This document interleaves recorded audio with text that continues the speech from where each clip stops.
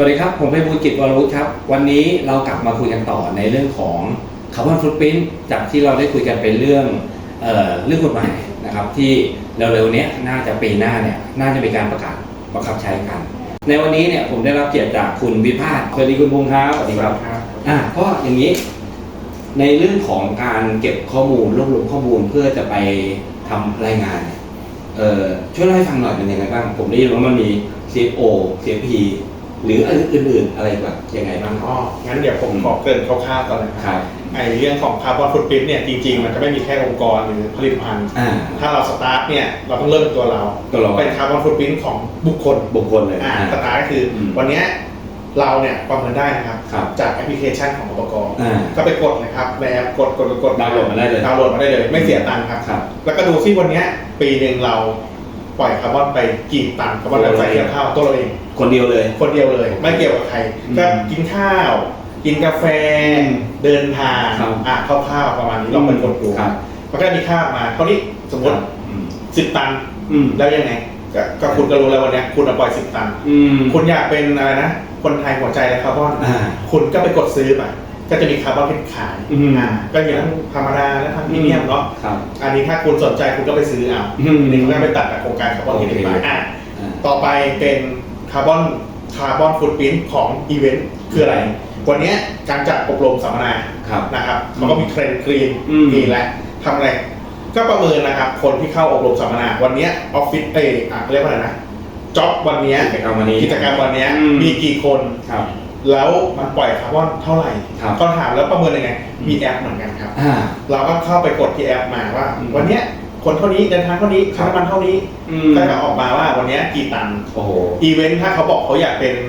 ไม่ปล่อยเลยอีเวนต์ใช่เขาก็ต้องไปซื้อมันเหมือนเดิมเขาก็เสียตังค์ไปเขาก็ประกาศว่าวันนี้อีเวนต์เขาไม่ปล่อยคาร์บอนนะต่อมาอันนี้ขยับไปนิดนึงอันนี้เริ่มยากขึ้นเพราะอะไรไอ้2 ตัวแรกเนี่ยมันมีแอปพลิเคชันที่เรากดง่ายๆต่อไปก็คือคาร์บอนฟุตพริ้นท์ขององค์กรที่เรารู้จักกัน CFO Carbon Footprint for Organization นะฮะทีนี้ไอตัวคาร์บอนเนี่ยคำถามคือเราอิงมาจากไหนเราต้องบอกว่าเราอิงมาจากอบก.โครงการบริหารการเรือนกระจกนะก็คือเราต้องใช้แพทเทิร์นของอบก.มีอะไรบ้างมีไฟล์ Excel ที่เป็น V-sheet นะครับมีตัว Word มีตัว Excel แล้วก็ PowerPoint เยอะจัง3 อย่างแต่คำถามคือทำยังไงเราก็ต้องรู้ก่อนว่าวันนี้เราจะเข้าไปเนี่ยปึ๊บคาร์บอนฟุตพริ้นท์คืออะไรรู้อย่างถ้าคุณบอกเฮ้ยยังไม่รู้คุณก็ต้องหาที่ปรึกษาแล้วหรือไม่คุณก็ต้องหาข้อมูลนะครับทีนี้อันดับแรกคือก่อนที่จะเริ่มเนี่ยคุณต้องจัดตั้งคณะทำงานก่อนทำไมถึงจัดตั้งคณะทำงานเพราะว่าถ้าไม่จัดตั้งเราก็ไม่รู้ครับว่ากิจกรรมมันต่างๆแต่ละแผนกทั้งจัดซื้อทั้งบัญชีหรือคนที่รับผิดชอบตรงกลางเนี่ยคือใครต้องชี้ตัวว่าเฮ้ยเวลาทำงานพี่บุญครับคนไหนบินอยู่ไหนพี่อันนี้อยู่ไหนครับพี่มันต้องไปให้อะไรบ้างครับในการรวบรวมข้อมูลผมยกตัวอย่างเลยว่าคาร์บอนฟุตพริ้นท์เนี่ยก็มี3ขอบเขตเนาะเป็นขอบเขตเราเรียกขอบเขตสโคปขอบเขตก็จะมีการปล่อยทางตรงก็คือขอบเขตที่1หรือสโคปที่1อันที่2คือการปล่อยทางอ้อมอะไรอันที่2ก็การใช้ไฟฟ้ามันคือบินส่วนที่3คืออะไรก็แล้วแต่ที่ไม่ใช่1 กับ 2แต่มาลง3หมดนั่นหมายความว่ามันคือซัพพลายเชนทั้งหมดของเราทั้งขาเข้าและขาออกนะครับอันนี้ตัวอย่างคือ3 สโคปเอาง่ายๆก่อนยกตัวอย่างธุรกิจสักอย่างให้ผมหน่อยได้ไหมเอาง่ายสุดเลยที่ว่ามันจะโดนตัวของพรบที่คุณกฎหมายแน่ๆเลยเนี่ยพลังงานก็เอาเป็นเรื่องของพวกขนส่งแล้วกันเพราะว่าใช้น้ำมันเยอะนะครับคำถามคือขนส่งเนี่ยใช้อะไรเยอะน้ำมันใช่ไหมน้ำมันครับทีนี้น้ำมันที่ใช้เยอะคือ1เอาทางตรงก็คือเราต้องใช้1เลยบินที่คุณเติมน้ำมันมาอันนี้คืออาจจะเป็นบินจากปั๊มมาแหละแต่ถ้าให้ดีเนี่ยฟีดการ์ดเพราะอะไรครับบินเนี่ยอาจจะมีการบันทึกขาเขาเรียกได้บินมาเสร็จให้พนักงานบัญชีไปกรอกผิดกรอกถูกไม่รู้แล้วใครจะ verify ก็ต้องมีผู้ตรวจสอบใช่ไหมครับถ้าเราเป็นฟีดการ์ดง่ายเกินไหมครับก็ดึงจากระบบมาเลยระบบก็บันทึกให้ชัดเจนเนาะว่าวันนี้ใช้กี่ลิตรใช้น้ำมันเชื้อเพลิงอะไรเพราะอะไรมันบินมันอยู่ในอะไรสโคปไหนครับบินเนี่ยน้ำมันอยู่ในสโคป1ครับเป็นผ่าไม่ทางตรงเป็นโมบายคอนดักชั่นนะครับทีนี้สโคป1เขาก็แบ่งย่อยเนาะเป็นเท่าไหร่5 ตัวย่อยอีก5อีกโอ้โหเยอะแล้วไงต่อก็ เป็นอะไรเผาตรงๆนั่นคือมีพวกบอยเลอร์พวกอะไรพวกนี้เนาะ ครับ สองก็จะเป็นโมบายก็เป็นโมบาย เคลื่อนที่ คือรถเคลื่อนที่เป็นการออฟโรดไม่เคลื่อนที่อันที่สามคืออะไรอ่ะเคมีไหมเป็นเคมีเกี่ยวกับเคมีสมการเคมีพวกปุ๋ยพวกปุ๋ยพวกโรงงานที่เป็นเคมี ครับ ส่วนที่สี่ติดกับเรานิดนึงเราเราชิงช่องเข้าห้องน้ำเป็นมีเทนะฮะมาจากเซปติกแทง พนักงาน พนักงาน ครับ มีพนักงานแสดงว่าคุณต้องเข้าห้องน้ำ กี่คน ใช่คุณมีซัพเปอร์ไหม มี ซัพเปอร์แสดงว่าซัพเปอร์คุณเข้าห้องน้ำคุณไหมคุณรู้ไหม ต้องเก็บหมด ต้องเก็บครับ โอเคแสดงว่าวิซิเตอร์เข้ามาก็ต้องลงบันทึกหมด ถูกต้องครับวิซิเตอร์คนมาสมัครงานแม่บ้านรปภ ช่าง ผู้รับเหมา โอ้โห อันไหนครับ เก็บหมดเลย เข้าห้องน้ำคุณไหมไม่เข้าแล้วผมจะรู้ได้ไงว่ามันไม่ แล้วจะเก็บข้อมูลยังไงพวกนี้หาบินมาจากไหนอะคนเข้ามา ก็เป็นการบันทึกของ เอาบันทึกไว้ บันทึกของบริษัทที่ต้องออกว่าวันนี้ใครเข้ามาที่บริษัทคุณ ที่ป้อมยาม ที่ป้อมยามนะครับ อ๋อ ใช้หลักฐาน โอ้บางบริษัทไม่มีทำไงดี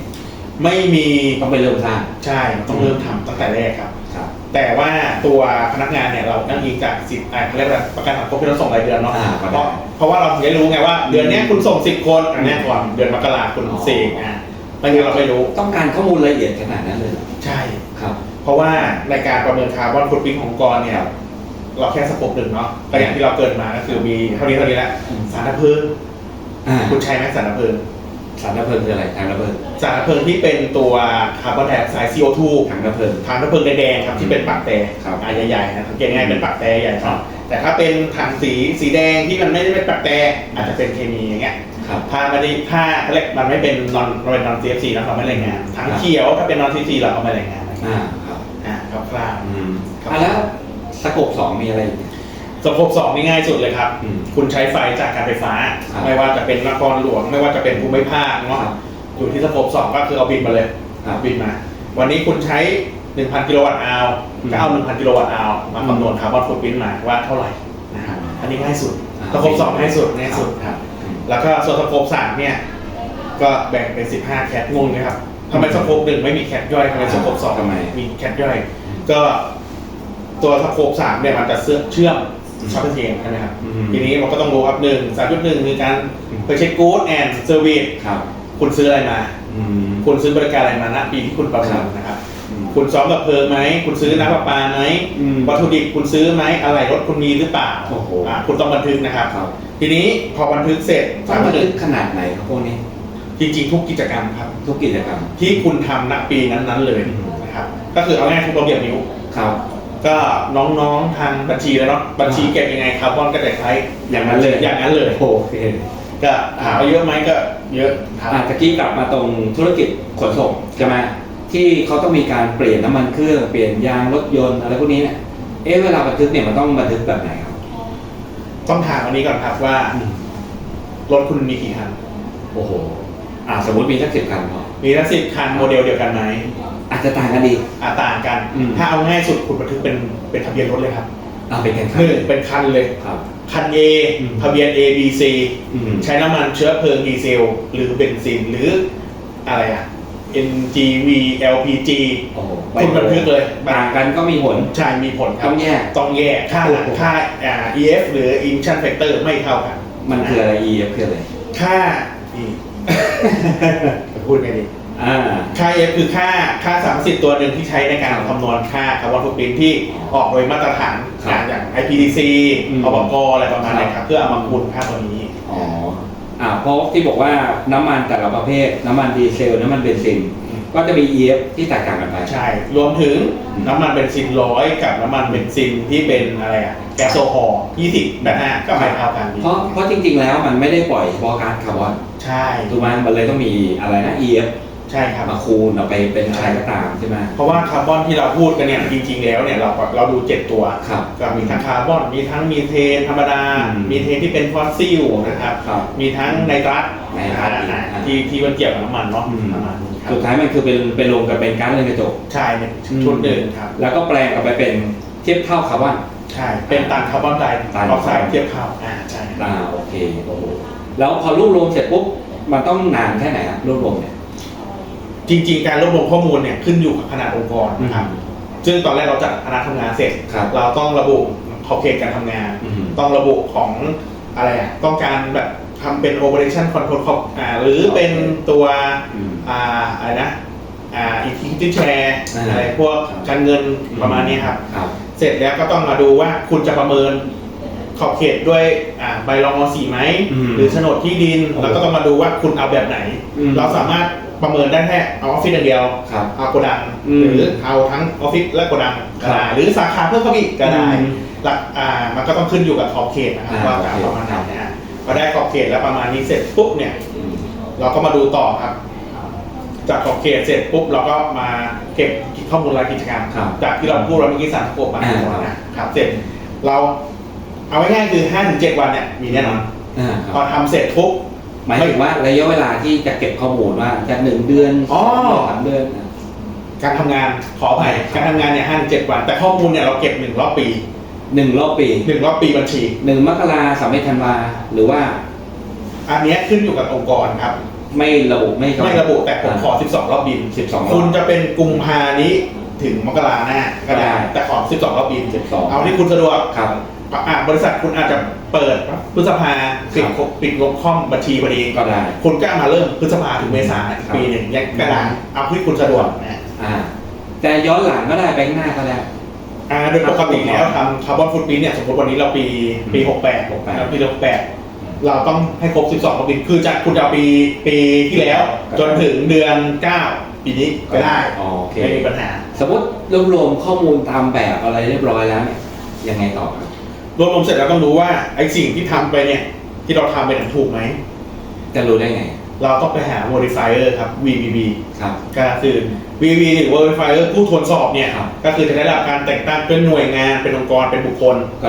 ได้ครับต้องขึ้นทะเบียนแล้วจากอบก.และได้รับการรับรองแล้วจากอบก.โอเคเราจะมั่วซั่วไปพี่วุ้นmodify ให้ผมหน่อยไม่ได้เรารู้จักกันไม่ได้นะครับไม่ได้ครับต้องเป็นคนกลางต้องเป็นคนกลางที่ได้รับการรับรองใช่ที่ได้รับการรับรองแล้วก็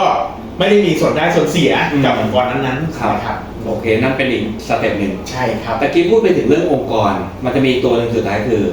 ผลิตภัณฑ์ต่อไปเมื่อกี้จากองค์กรเนี่ยเราต้องบอกก่อนว่าเราทำปีต่อปีรับรองเนี่ยวันนี้เราทำเสร็จก็รับรองแค่1 ปีต่อปีครับตัวต่อไปคือคาร์บอนฟุตปรินท์ของผลิตภัณฑ์คืออะไรคืออะไรเมื่อกี้ขององค์กรเราดูองค์กรทั้งหมดอันนี้คือผลิตเราระบุเจาะจงไปเลยว่าเป็นผลิตภัณฑ์นั้นๆขององค์กรโทรศัพท์เครื่องนี้สมมติว่าโทรศัพท์จะอยากไปน้ำดีกว่าน้ำขวดน้ำที่ต้องกินวันนี้เป็นโรงงานผลิตน้ำเมื่อกี้ขนส่งใช่ไหมไม่มีโปรดักต์ถ้าเราเป็นผลิตภัณฑ์เราต้องเป็นสินค้าตัวอย่างน้ำเลยน้ำเนี่ยผลิตน้ำเราต้องการรู้ว่าน้ำ1 ขวดเนี่ยปล่อยคาร์บอนฟุตปรินท์เท่าไหร่ครับต่อขวดเลยต่อ1 ขวดครับทีนี้คำถามคืออยากรู้ไปทำไมคำถามอยากรู้ไปทำไมรู้แล้วได้อะไรก็การมีส่วนได้ส่วนเสียของตัวการผลิตมา1 งานเนี่ยก็ปล่อยเหมือนกันเพราะว่าอะไรถามว่าขวดเนี่ยวันนี้เรากินเสร็จเราไปไหนก็ไม่รู้ไปไหนก็ไม่รู้เรากินเสร็จเราก็ทิ้งเลยทีนี้ในการทำคาร์บอนฟุตปรินท์ผลิตภัณฑ์เนี่ยเขาบอกแต่ว่าคุณได้แต่เม็ดพลาสติกมาเลยการขนส่งเป็นพลาสติกมาที่โรงงานไปเลยก็มันจะมีทั้ง B2B business to business กับ business to customer คือ B2C เนาะการทำคาร์บอนฟุตปรินท์ผลิตภัณฑ์มี2 รูปแบบ B2C กับ B2B แล้วก็พิจารณาเนาะทีนี้พอทำเสร็จรู้แล้วว่าน้ำ1 ขวดเนี่ยตั้งแต่ผลิตจนถึงกำจัดซากแล้วพูดถึงกำจัดซากนะคำถามที่เราทิ้งไปกำจัดอย่างเนาะก็คือแค่ทิ้งจะรีไซเคิลหรือจะเอาไปทำไปฝังกบไปเทกล้องอะไรก็ว่ากันไปยังไม่จบทีนี้เราก็เลยอยากรู้ว่าจริงๆแล้วผลิตภัณฑ์ตัวนี้มันปล่อยเท่าไหร่เพื่ออะไรเพื่อโลกเพราะว่าอะไรเรากินเนี่ยพลาสติกต่อวันขยะต่อวันมันก็เยอะใช้เชื้อเพลิงก็เยอะเราก็เลยแบบปรับปรุงให้มันลดน้อยลงเพื่อให้อะไรเพื่อให้คาร์บอนมันน้อยลงด้วยโอเคก็ต้องไปผ่านการตรวจสอบเหมือนกันครับเหมือนกันเลยแต่ต้องมีคำว่าแต่ครับผลิตภัณฑ์ดีอย่างครับก็คือเมื่อกี้องค์กรเนี่ยมันจะ modify พูดผิดครับผลิตของ CFO หรือองค์กรเนี่ยต้อง modify ด้วยองค์กรที่ผ่านการรับรองของอบก.แต่คาร์บอนฟุตปรินท์ของผลิตภัณฑ์ CFP เนี่ยจะองค์กรหรือบุคคลก็ได้ให้ผ่านเงื่อนไขอบก.เหมือนกันถามว่าเราดูจากไหนเราก็ดูจากอบก.อะไรเขารับรองใครเราก็เลือกคนนั้นปีต่อปีก็ไม่ใช่ครับ CFP ทำ1 ครั้งได้3 ปี3 ปีเลยใช่โอเคเพราะว่าอะไรเพราะมันมีค่าใช้จ่ายมันก็จะเห็นนะเราทำเสร็จแล้วโชว์มีภาพลักษณ์1 ได้3 ปีต่อทีแต่ถ้าผลิตภัณฑ์มีการเปลี่ยนรูปแบบ ก็ต้องทำไมใช่เพราะว่าสมมติวันนี้ของ CFP มันมีลูกเล่นอีกอย่างคือมันมีเรื่องของการรีวิววันนี้คุณปล่อย10 ตันสมมติ10 ตันจะพูดเยอะไหมเนาะตัวน้ำขวดหนึ่งแค่1 กิโลกรัมหรืออาจจะ2 กิโลกรัมปีหน้าคุณปรับปรุงโปรเซสดีขึ้นคาร์บอนลดลงถ้าคุณลดได้ 2% คุณจะได้ตัวของอะไรนะตัวฉลากสีทองของอุปกรณ์ก็คือคุณมีศักยภาพในการลดนะครับประมาณนี้แต่เท่าที่ฟังดูเนี่ยมันฟังดูง่ายนะแต่ผมว่ามันซับซ้อนแหละใครบอกง่ายถ้าไปทำจริงๆตายอยู่นะครับการเดี๋ยวก่อนถามถึงการตรวจสอบเนี่ยมันยุ่งยากไหมเราต้องบอกว่าในองค์กรเราเคยทวนบัญชีก็คือการปิดบัญชีที่ส่งเอกสารการตรวจสอบคาร์บอนก็ไม่ได้ต่างกันเหมือนบัญชีเลยก็น้องๆบัญชีเนี่ยเปิดเผยเยอะกว่าเพราะว่าไปแต่ละที่ก็บอกว่าทำไมเยอะจังทำไมตรงนั้นนี้เพราะว่าเหมือนสตงมาตรวจเลยเยอะเลยครับต้องถามเลยว่าเฮ้ยคุณเติมกี่ลิตรเติมจริงป่ะเติมจริงหรือเปล่าคุณบันทึกมาถูกไหมเนี่ยต้องตรวจขนาดนั้นเลยงั้นหมายความว่าระหว่างการทำข้อมูลคุณจะต้องทำให้ดีต้องวางแผนดีๆเลยครับว่าวันนี้ถ้าคุณรู้จักคาร์บอนฟุตปรินท์แล้วคุณต้องวางแผนในการเก็บข้อมูลเพราะอะไรมีผลในการตัวเลขคำถามแล้วตัวเลขมันจะเกี่ยวอะไรกับชั้นล่ะก็ล้อไปกับพรบเดี๋ยวพรบออกมาตัวเลขเขามีขั้นกลางอุตสาหกรรมนี้ควรไม่เกินเท่านี้แล้วคุณยังไม่รู้เลยว่าคุณเท่าไหร่คุณจะเกินหรือเปล่าหรือคุณไม่ถึงถ้าคุณเกินเนี่ยคุณก็ต้องลดไม่ได้ทำไงคุณก็ต้องซื้อถ้าคุณเสียตังค์แล้วแสดงว่าวันนี้ไม่ใช่รู้หรือไม่รู้แล้วคุณเกินคุณเสียตังค์ถ้าเกิดว่าค่าต้นทุนค่าใช้จ่ายคุณก็เพิ่มแต่ถ้าคุณไม่เกินโอเคคุณรอดแล้วคุณก็ไม่ต้องเสียตังค์นะตรงนั้นไปงั้นถ้าฟังถึงตรงนี้เนี่ยเหมือนกับมันมีแนวทางในการลดอีกมีแนวทางในการลดครับผมว่าต้องคุยกันอีกเยอะนะสำหรับวันนี้เนี่ยผมว่าเรารู้แล้วว่าการทำข้อมูลไม่ง่ายต้องมีใครสักคนมาช่วยต้องมีคนมาช่วยครับผมก็แนะนำว่าถ้าโรงงานเนี่ยต้องถ้ามีความพร้อมหมายความว่าอะไรคุณมีแผนกชัดเจนมีแผนก SO มีปตปด้วยนั่นโอเคคุณอาจจะทำได้แต่ถ้าคุณไม่มีที่ปรึกษาครับช่วยคุณได้อันนี้มันเฉพาะทางผมว่าต้องหาคนมาช่วยแหละใช่เราเก่งไม่เหมือนกันเนาะโรงงานคุณผลิตเก่งคุณโปรเซสเก่งแต่คาร์บอนฟุตปรินท์เป็นเรื่องใหม่ครับเป็นอีกเรื่องนึงใช่เป็นเรื่องนึงเป็นเรื่องใหม่ด้วยก็ต้องหาที่ปรึกษาไปช่วยแหละใช่ครับวางแผนการเก็บข้อมูลปีแรกเขาอาจจะรุ่มรวยว่าไม่เป็นไรเดี๋ยวปรับปรุงแต่ปีต่อไปคุณจะเก็บแบบเดิมหรือเปล่าแน่นอนคุณก็ต้องแพทเทิร์นเดิมนะครับงั้นผมว่าอย่างนี้วันนี้เนี่ยเราพอรู้กันแล้วว่าการทำข้อมูล CFO CFP มันก็ค่อนข้างซับซ้อนแต่เดี๋ยวผมว่าเดี๋ยวครั้งต่อไปมาคุยกันดีไหมว่าธุรกิจขนส่งธุรกิจแต่ละประเภทเนี่ยมันต้องแบ่งสโคปอะไรกันยังไงความยุ่งยากซับซ้อนบางคนยังไม่เข้าใจทำไมต้องแบ่งสโคปอีกใช่ไหมใช่คือแต่ละอุตสาหกรรมจะโฟกัสเขาเรียกการปล่อยแต่ละสโคปไม่เหมือนกันดิขนส่งเรารู้อยู่แล้วขนส่งสโคปหนึ่งคุณมา